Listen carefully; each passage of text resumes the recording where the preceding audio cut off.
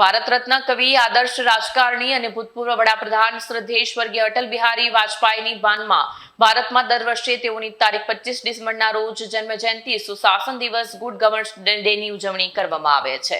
ભારત રત્ન કવિ, આદર્શ રાજકારણી અને ભૂતપૂર્વ વડાપ્રધાન શ્રદ્ધેય સ્વર્ગીય અટલ બિહારી વાજપેયીના બાનમાં ભારતમાં દર વર્ષે તેઓની 25 ડિસેમ્બરના રોજ જન્મજયંતિ સુશાસન દિવસ ગુડ ગવર્નન્સ ડે તરીકે ઉજવણી કરવામાં આવે છે। સુરત મહાનગરપાલિકા દ્વારા સ્વર્ગીય અટલ બિહારી વાજપેયીની સ્મૃતિ શહેરીજનો માટે કાયમી બની રહે તે અર્થે તેમના જીવન ચરિત્ર પર આધારિત પ્રદર્શન તારીખ 25 ડિસેમ્બર 2025ના રોજ ચોક સ્થિત ઐતિહાસિક કિલ્લાના સંકુલમાં આવેલ આર્ટ ગેલેરી કમ એક્ઝિબિશન હોલ ખાતે આયોજન કરાયું હતું। કાર્યક્રમમાં માન્ય કેન્દ્રીય મંત્રી જળશક્તિ મંત્રાલય, ભારત સરકાર CR પાટીલ અને અન્ય મહાનુભાવો ઉપસ્થિત રહ્યા હતા। સદર પ્રદર્શનનો શુભારંભ માન્ય કેન્દ્રીય મંત્રી જળશક્તિ મંત્રાલય, ભારત સરકાર CR પાટીલ વરદસ્ત થયો હતો। કાર્યક્રમમાં સાંસદ સભ્ય મુકેશભાઈ દલાલ, ધારાસભ્ય પુણેશભાઈ મોદી, ધારાસભ્ય અરવિંદભાઈ રાણા, સ્થાયી સમિતિ અધ્યક્ષ રાજન પટેલ, વિવિધ સમિતિના અધ્યક્ષો, સદસ્યો, મીડિયાના મિત્રો, સુરત મહાનગરપાલિકાના અધિકારીઓ હાજર રહ્યા હતા અને પ્રદર્શનને સફળ બનાવ્યું હતું। નમસ્કાર। સ્વર્ગસ્થ અટલ બિહારી વાજપેયીજીની આજે 100મી જન્મ જયંતિ છે। આખા દેશમાં ઘણા બધા નેતાઓ એમણે વર્ષો સુધી કામ કર્યું હશે, લોકપ્રિયતા પણ મેળવી હશે, પરંતુ એક નિર્વિવાદ, એક અજાત શત્રુ, દરેક પાર્ટીમાં એમના સમર્થકો, એવું એક વ્યક્તિત્વ એટલે અટલ બિહારી વાજપેયીજી। અટલ બિહારી વાજપેયીજી એક સ્પષ્ટ વક્તા હતા, એક કવિ હતા, સંઘના પ્રચારક હતા, સંઘ દ્વારા સેવા કરવાની વૃત્તિ સાથે દેશ માટે સમર્પિત હતા, એક રાજકીય કોનેભરી આવડત લઈને રાજકારણ કરતા હતા અને છતાં કોઈને નુકસાન ન થાય, દેશનું હિત જ થાય એ પ્રકારની ઉજ્જવળ ભાવના સાથે કામ કરતા હતા, જેમણે પોતાના કાર્યકાળમાં અને કાર્યકાળ પછી પણ સતત લોકપ્રિયતા મેળવી।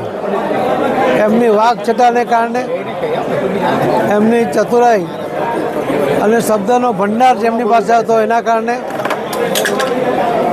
એમણે આખા દેશ અને દુનિયામાં લોકપ્રિયતા મેળવી હતી। કોંગ્રેસના શાસનમાં જ્યારે દેશ માટેની રજૂઆત કરવાની વાત આવી ત્યારે પહેલીવાર કોંગ્રેસના પ્રધાનમંત્રી શ્રી નરસિંહ રાવજીએ વિરોધ પક્ષના નેતા અટલ બિહારી વાજપેયીજી ઉપર ભરોસો કરીને એમને એનું નેતૃત્વ સોંપ્યું, જે કામ પણ અટલજીએ સફળતાપૂર્વક પૂર્ણ કર્યું હતું। કારગિલ યુદ્ધ હોય એમાં પણ દુશ્મનોને પછાડવા કારગિલ યુદ્ધ જીતવું એ પણ એમના સમયમાં થયું હતું। જે રીતે એમના વિશ્વાસને ઠેસ પહોંચાડી તેના કારણે દુઃખી પણ હતા, પરંતુ મક્કમ નિર્ણય લેતી વખતે પણ એમણે પાછી પાની કરી નથી। અણુ પરીક્ષણ વખતે પણ દેશ અને વિદેશમાંથી કયા પ્રકારના રિએક્શન આવશે એની ભલીભાંતિ જાણકારી હોવા છતાં પણ દેશને અણુશક્તિ અપાવવા માટેના નિર્ધાર સાથે એમણે 1, 2 નહીં 3 અણુ પરીક્ષણ કર્યા હતા, જેના કારણે અમેરિકા સહિત ઘણા બધા દેશોએ ભારત સાથેના સંબંધો કાપીને એની પર પાબંદી મૂકી હતી, પરંતુ એમણે શરણાગતિ સ્વીકારી નહોતી। એ પ્રકારનું આ વ્યક્તિત્વ ધરાવતા અટલ બિહારી વાજપેયીજીની આજે 100મી જન્મજયંતિ છે।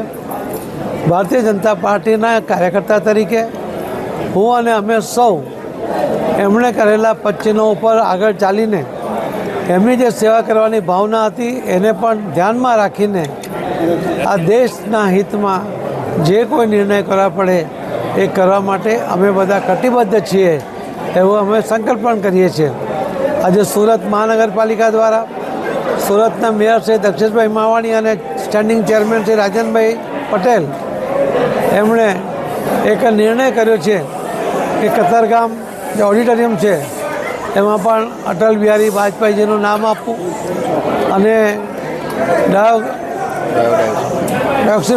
બાયોડાયવર્સિટી પાર્ક એને પણ અટલજીનું નામ આપવા માટેનો નિર્ણય મહાનગરપાલિકા દ્વારા કરવામાં આવ્યો છે. હું એ બંનેને આવકારું છું. મહાન પુરુષોના પ્રતિમાઓ, મહાન પુરુષો દ્વારા એમના નામે બનેલા અનેક ઇમારતો, એમાંથી પણ આપણી આવનારી પેઢીને પ્રેરણા મળતી હોય છે અને એ પ્રેરણા સતત મળતી રહે એના માટે આ પ્રકારના નામ સાથે જોડીને પણ એમને જીવંત રાખવા પડે. અટલજી એ દરેકના મનમાં જીવંત છે, એમને કરેલા કામોને કારણે જીવંત છે. એમને વ્યક્તિત્વ, એમનો સ્વભાવ, એમની વાણી એના કારણે પણ એ લોકોના મનમાં આજે પણ જીવંત છે.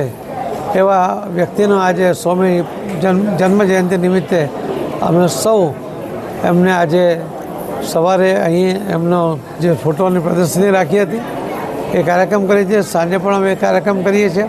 આખા દેશમાં આવા કાર્યક્રમો થઈ રહ્યા છે. માનનીય પ્રધાનમંત્રી શ્રી નરેન્દ્ર મોદી સાહેબ પણ આજે સવારે જ એમણે એમનો કાર્યક્રમ પણ કર્યો છે અને દરેક સાંસદો પણ કરવાના છે. ધન્યવાદ.